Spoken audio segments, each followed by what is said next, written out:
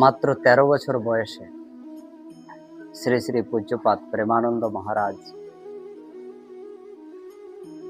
পিতামাতাকে ছেড়ে প্রথমে কাশীতে গিয়ে উঠেছিলেন। সেখানে তিনি অষ্টাঙ্গ যোগের অনেক যোগ সাধন তিনি শেখার চেষ্টা করেছিলেন, কিন্তু তাতে তিনি আর ভর্তি হলেন।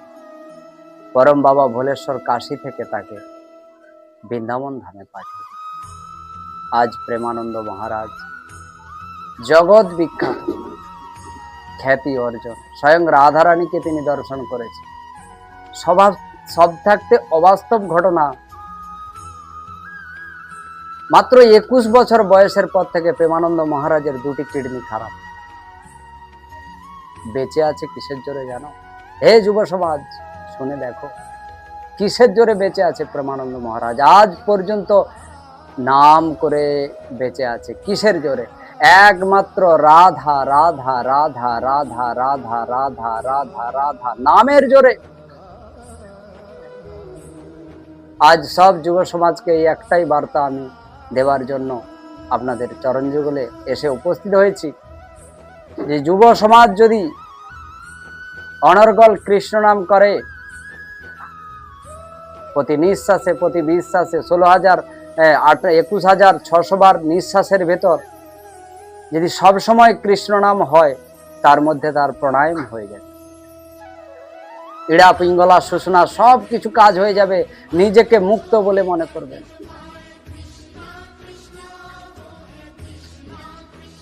একজন স্বামী বিবেকানন্দ পুরো বিশ্বকে হিলিয়ে দিয়েছিলেন। এই ভারতবর্ষ থেকে তিনি হয়েছিলেন। কার জোরে? রামকৃষ্ণদেব তাকে শিখিয়েছিল যোগ মার্গ, প্রাণায়াম মার্গ, ভক্তি যোগ। অনেকে বলবে আমরা পড়াশোনা করছি, এই বয়সে কি ওইগুলো করা উচিত?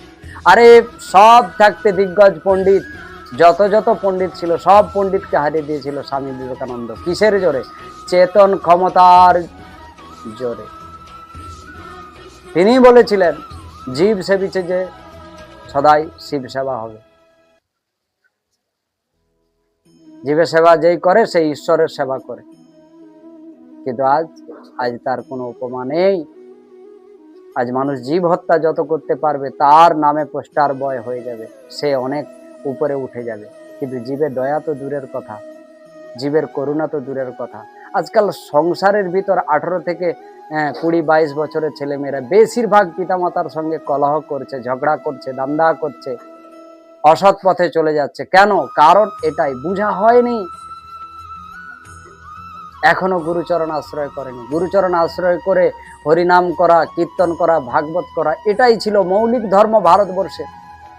গুরুচরণ আশ্রয় করার পর ধর্ম জীবনে, সংসার জীবনে ঝাঁপ দেওয়ার দরকার ছিল, কিন্তু তা এখনো করলো না। সব কাঁচা ইট সংসার রূপী মায়া জালের মধ্যে পড়ে গিয়ে সব ভেদে যাচ্ছে, সব মিলে যাচ্ছে, গুলিয়ে যাচ্ছে। এগুলো পাকবে কি করে?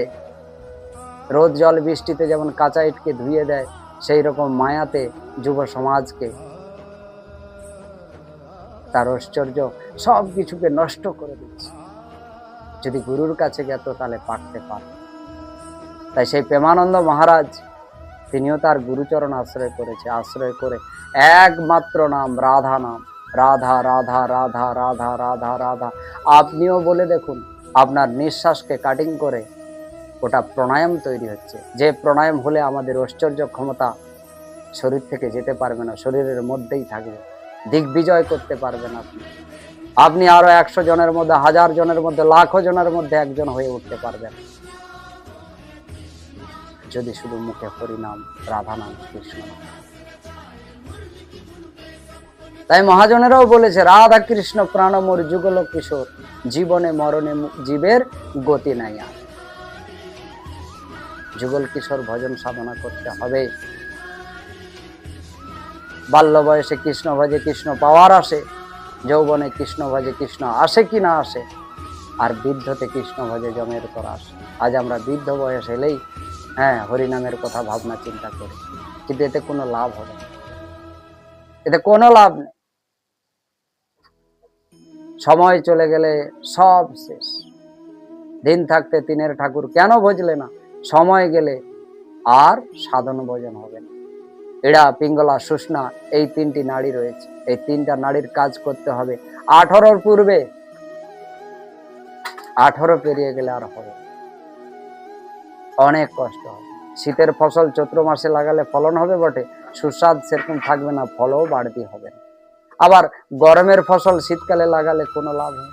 সেই রকম শুকনো নদীতে যেমন জল থাকে না, তাতে মাছও থাকে না। আবার বর্ষাকালে প্রচুর জল থাকে, মাছ থাকে। সেই রকম আমাদের শরীরও তো তাই। জীবন যৌবন এর মধ্যে পরিপূর্ণ রয়েছে সেই রাধারানী শ্যামচাঁদের প্রেম, কিন্তু এ যদি শুকিয়ে যায়, শেষ পেয়ে যায়, তারপরে আর কি? শুধু জমের ভয়, আশঙ্কা কখন বা মৃত্যু হয়। পৃথিবীতে সব মানুষ একটাই ভয় করে, তার নাম মৃত্যু। এই মৃত্যুকে জিতে নেবার কথা ছিল 18 বছর আগে, কিন্তু মানুষ জিতল না। মানুষ মৃত্যুকে জিতার জন্য গুরুর কাছে গেল। আর এই ভারতবর্ষে আধুনিক যুগে তৈলাঙ্গ স্বামী 280 বছর বেঁচেছিল। অবাস্তব কথা? বাস্তবিক কথা। কেন বেঁচেছিল? কি কারণে বেঁচেছিল? তিনি ওই যোগ সাধন মার্গ করেছিলেন। কৃষ্ণ নাম, হরি নাম, মধুর নাম, এগুলি কি